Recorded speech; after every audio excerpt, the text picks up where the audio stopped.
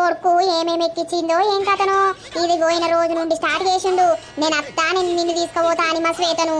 అవునా, ఆమెను చూస్తే గట్ట అనిపిస్తలేదు కదా ఎక్కిచ్చే ఆమె లెక్క. అబ్బో అది బౌరూపులాడిది కాదు.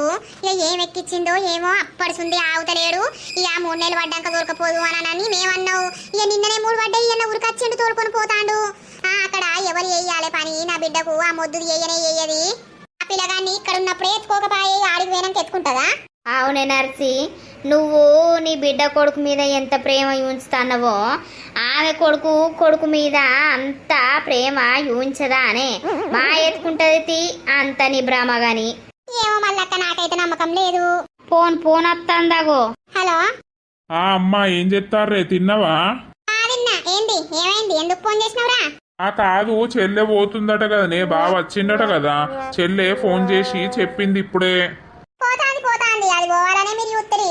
ఏందే అమ్మా, అంతా కొంచెం కూడా తెలివి లేనట్టు మాట్లాడతావు నువ్వు. అంటే వరదాన్ని అన్నా అయిపోయింది, ఇప్పుడు దాని గురించి నువ్వు మళ్ళీ ఎందుకు సప్పరిస్తాన్నావు?